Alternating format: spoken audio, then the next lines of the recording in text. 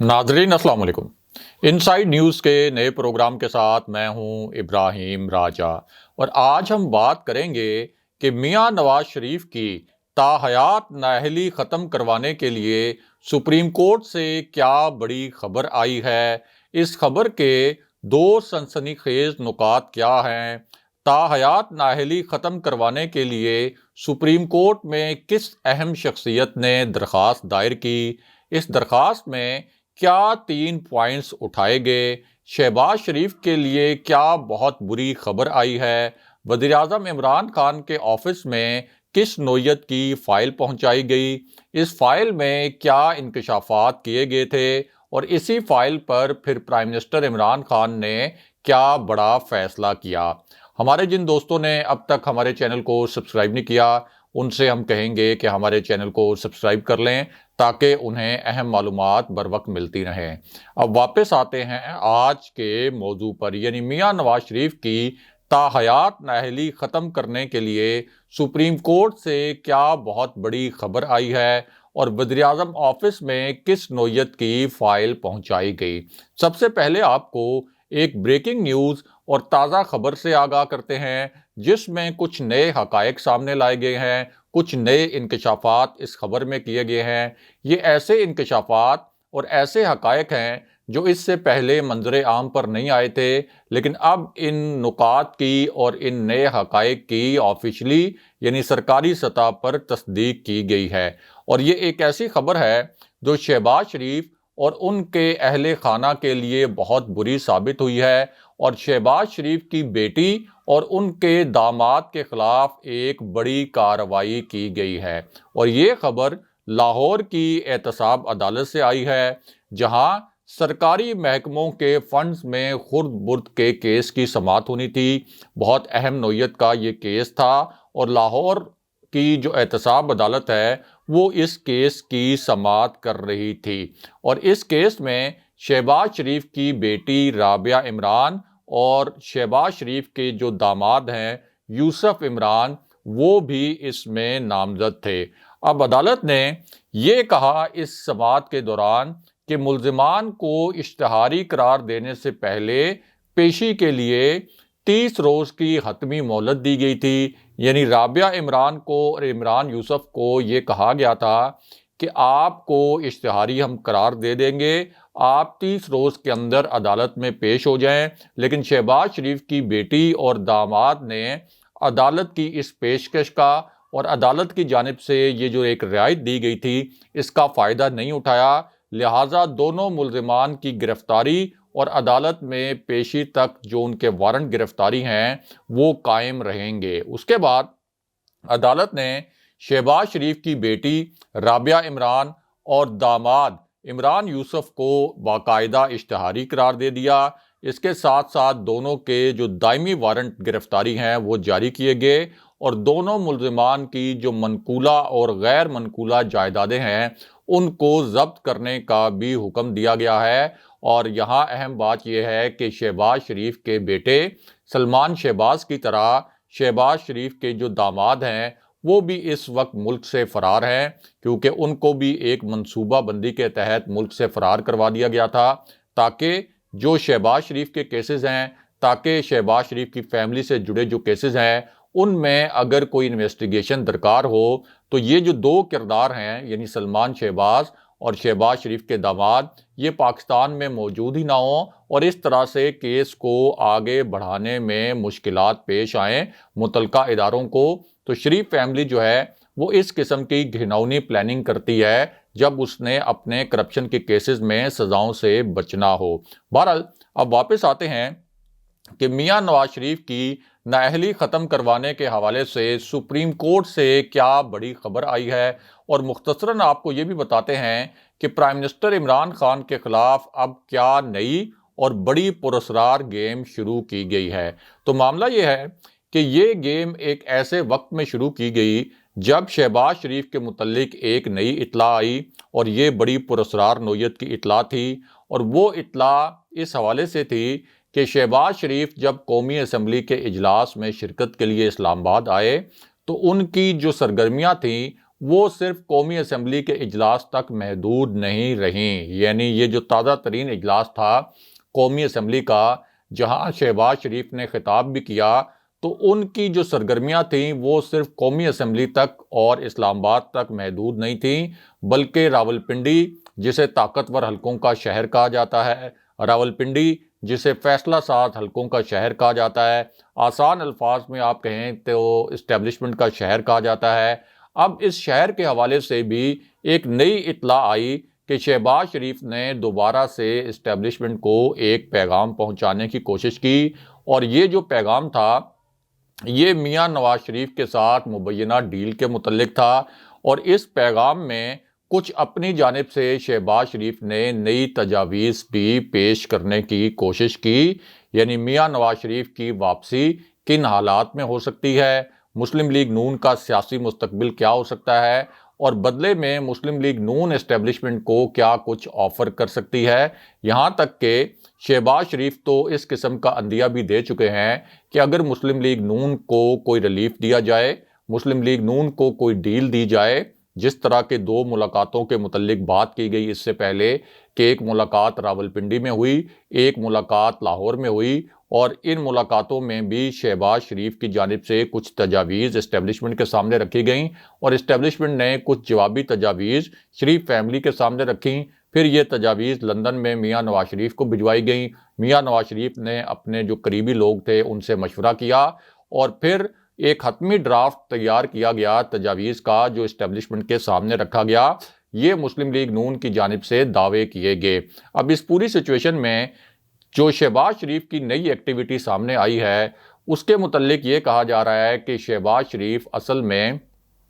کچھ گارنٹیز حاصل کرنا چاہ رہے ہیں اسٹیبلشمنٹ سے، اور ان کو بھی کچھ گارنٹیز دینا چاہ رہے ہیں، جس میں سب سے بڑی گارنٹی یہ دینا چاہ رہے ہیں کہ میاں نواز شریف اپنا جو بیانیہ تھا اس سے پہلے اس سے یو ٹرن لیں گے۔ شہباز شریف اس کی ضمانت دے رہے ہیں۔ یعنی شہباز شریف یہ کہہ رہے ہیں کہ میاں نواز شریف اس سے پہلے جس طرح سے army chief general Qamar Javed Bajwa کا نام لے لے کر ان پر الزامات لگاتے تھے، ان پر تنقید کرتے تھے، جس طرح سے جنرل فیض حمید جب D G I S I تھے تو ان کو نشانہ بنایا جاتا تھا، یہ کہا جاتا تھا کہ جنرل باجوہ نے الیکشن ریگ کروایا، جنرل فیض حمید نے عدالتوں کو مینج کیا، اور ساتھ ہی یہ بھی کہا جاتا تھا کہ جب ہم اقتدار میں آئیں گے تو army chief general Qamar Javed Bajwa کے خلاف آرٹیکل 6 کے تحت غداری کا مقدمہ چلائیں گے۔ تو اب شہباز شریف اپنی جانب سے یہ یقین دہانیاں کروا رہے ہیں کہ میاں نواز شریف اپنے اس بیانیے سے پیچھے ہٹ جائیں گے، اور ہم کسی بھی قسم کا فوج مخالف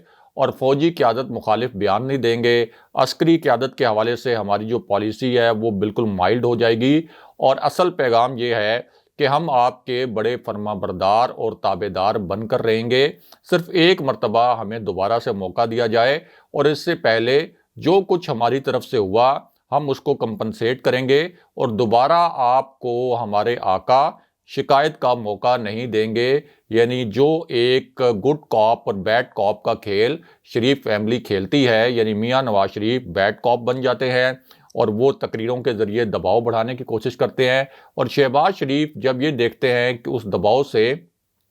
کوئی مسئلہ حل نہیں ہوا یا کوئی ڈیل نہیں ملی، تو پھر وہ اس دباؤ کی صورتحال کا فائدہ اٹھانے کے لیے گڈ کاپ بن جاتے ہیں۔ لیکن اندر سے شہباز شریف اور میاں نواز شریف سب کو معلوم ہے کہ ایک ہی سکے کے 2 رخ ہیں۔ تو یہ جو تازہ ترین سرگرمی تھی شہباز شریف کی، جس میں انہوں نے کچھ پیغامات پہنچانے کی بھی کوشش کی اور کچھ جوابی پیغامات لینے کی کوشش بھی کی، تو اس پر حکومت کو بھی بڑی تشویش تھی، کیونکہ ظاہر ہے کہ حکومت کے پاس اپنے انٹیلیجنس ذرائع ہوتے ہیں، اور حکومت کو بھی پتہ تھا کہ شہباز شریف کی راولپنڈی میں کس قسم کی ایکٹیویٹیز ہیں، اور شہباز شریف اسٹیبلشمنٹ سے کس قسم کے رابطے کرنے کی کوشش کر رہے ہیں۔ اسی وجہ سے حکومت نے شہباز شریف کی اس نئی ایکٹیویٹی پر ریئیکٹ بھی کیا، اور اس کے 2 طریقے تھے۔ ایک طریقہ یہ تھا کہ پرائم منسٹر عمران خان خود ریئیکٹ کرتے، اس سے پہلے وہ ڈیل کی خبروں پر ریئیکٹ کر بھی چکے ہیں، اور اس مرتبہ کچھ وزراء سے کہا گیا کہ وہ ان خبروں پر ریئیکٹ کریں، ان اطلاعات پر ریئیکٹ کریں، اور ان وزراء کے ذریعے اس قسم کے بیانات دیے گئے کہ شہباز شریف اور جو شریف فیملی ہے یہ ریاست دشمن فیملی ہے، فوج دشمن فیملی ہے، انہوں نے فوجی قیادت پر تنقید کی، اس لیے ان کے ساتھ کسی بھی قسم کی ڈیل کرنا، ان کو کسی بھی قسم کا ریلیف دینا عوام سے بڑی زیادتی ہوگی۔ تو اس قسم کے بیانات دلوا کر اصل میں بٹوین دی لائنز اہم حلقوں کو بھی یہ میسج پہنچایا گیا کہ اگر شہباز شریف کی جانب سے جو آپ سے رابطے کیے جا رہے ہیں اس پر آپ کی جانب سے جوابی کوئی مثبت سگنل جو ہے وہ شریف فیملی کو نہیں ملنا چاہیے۔ اب اسی پوری سچویشن میں ایک نئی گیم پلان کرنے کی کوشش کی گئی اور آصف علی زرداری کو بھی آن بورڈ لینے کا فیصلہ کیا گیا۔ یعنی وہ آصف علی زرداری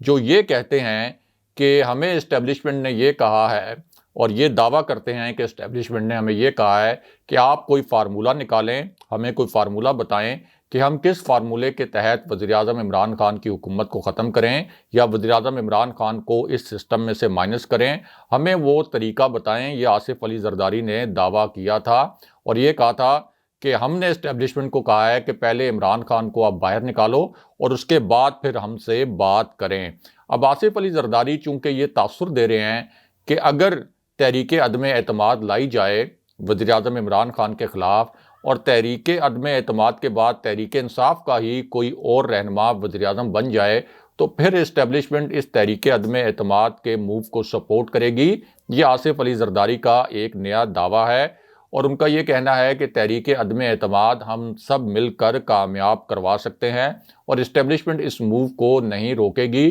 تحریک انصاف کے ناراض ارکان کے حوالے سے انہوں نے اس طرح کا دعویٰ کیا کہ وہ بھی تحریک عدم اعتماد میں حکومت کے خلاف اور وزیراعظم کے خلاف ووٹ دیں گے۔ اب یہ جو پوری سچویشن تھی، اسی سچویشن میں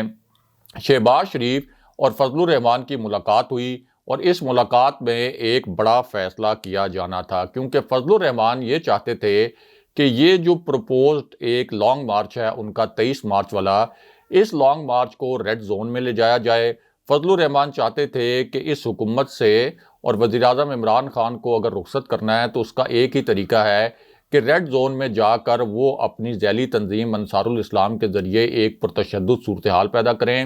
چونکہ ریڈ زون میں حساس عمارتیں واقع ہیں اور وہاں پر کسی بھی قسم کی جو پرتشدد صورتحال ہے وہ بہت پیچیدہ ہو جاتی ہے، ریاست کے لیے بہت نازک صورتحال ہو جاتی ہے، وہاں غیر ملکی سفارت خانے بھی قائم ہیں۔ تو اس لیے فضل الرحمان کا زور یہ تھا کہ ریڈ زون میں یہ لانگ مارچ لے جایا جائے کیونکہ پچھلی مرتبہ جب وہ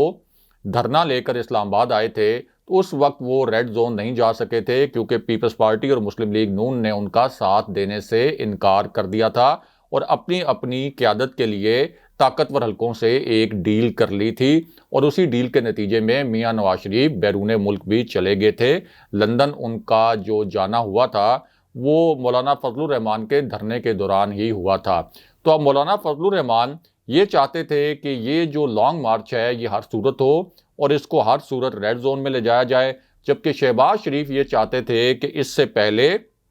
ہم تحریک عدم اعتماد کے آپشن کو دیکھیں اور اس آپشن کو ایگزاسٹ کریں کیونکہ شہباز شریف کو یہ معلوم تھا کہ لانگ مارچ کے حوالے سے انہیں کسی قسم کا گرین سگنل اسٹیبلشمنٹ کی جانب سے اور پاکستان کے جو طاقتور حلقے ہیں ان کی جانب سے نہیں ملا۔ اس وجہ سے لانگ مارچ کے نتیجے میں یہ حکومت کسی بھی صورت نہیں جا سکتی اور وزیراعظم عمران خان کو وزارت عظمیٰ سے نہیں ہٹایا جا سکتا۔ تو اس صورتحال میں یہ فیصلہ کیا گیا کہ پہلے مرحلے میں شہباز شریف اور فضل الرحمان کی ملاقات ہوگی۔ شہباز شریف فضل الرحمان کو تحریک عدم اعتماد والے آپشن پر قائل کریں گے، اس کے بعد بلاول بھٹو اور شہباز شریف کی ملاقات ہوگی اور یوں ایک موو بنایا جائے گا کہ وزیراعظم عمران خان کے خلاف ایک تحریک عدم اعتماد لائی جائے۔ لیکن یہاں ایک بہت اہم معاملہ یہ ہے کہ تحریک انصاف نے اپنی جو عددی اکثریت ہے وہ پارلیمنٹ کا جو مشترکہ اجلاس جو صرف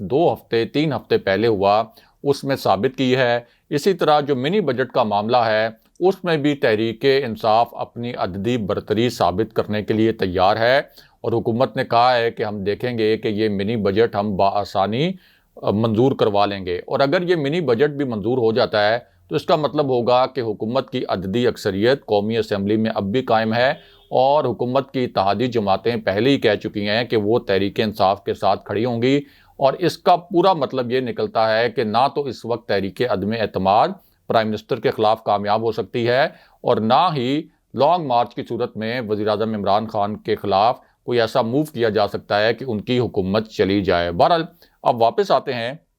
کہ میاں نواز شریف کی تاحیات نااہلی کے خاتمے کے لیے سپریم کورٹ سے کیا بڑی خبر آئی ہے۔ تو معاملہ یہ ہے کہ سپریم کورٹ میں جو درخواست دی گئی اس کے پیچھے ایک بہت اہم شخصیت کا ہاتھ ہے۔ اس شخصیت کو بہت طاقتور شخصیت بھی سمجھا جاتا ہے، اور یہ شخصیت ایک خاص مشن پر لندن گئی تھی، بالکل اسی طرح جیسے رانا شمیم اپنے بھائی کی وفات کے 48 گھنٹے کے اندر اندر لندن چلے گئے تھے۔ یہ ایک بہت پراسرار معاملہ تھا۔ وہاں جا کر انہوں نے میاں نواز شریف کے ساتھ مل کر اور ان کے جو اہل خانہ کے ساتھ مل کر ایک جعلی بیان حلفی کی ایک بڑی گھناؤنی قسم کی گیم پلان کی تھی۔ اسی طرح یہ جس شخصیت نے درخواست دائر کی ہے یہ بھی صرف 2 ہفتے پہلے بڑے پراسرار مشن پر لندن گئی تھی۔ یہ شخصیت اس شخصیت نے لندن میں میاں نواز شریف کے جو عزیز و اقارب ہیں اور ان کے جو فیملی ممبرز ہیں ان سے ملاقاتیں بھی کی تھیں، اور واپس آنے کے بعد اس شخصیت نے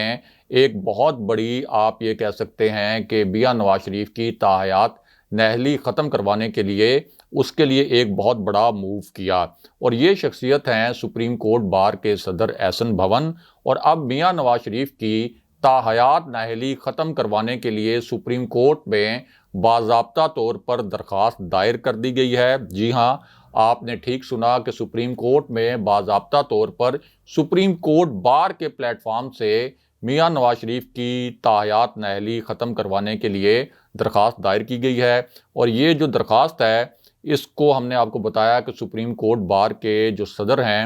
احسن بھون ان کی جانب سے دائر کیا گیا ہے، اور کہا یہ گیا ہے کہ نواز شریف کی تاحیات نااہلی سزا کے خاتمے کے لیے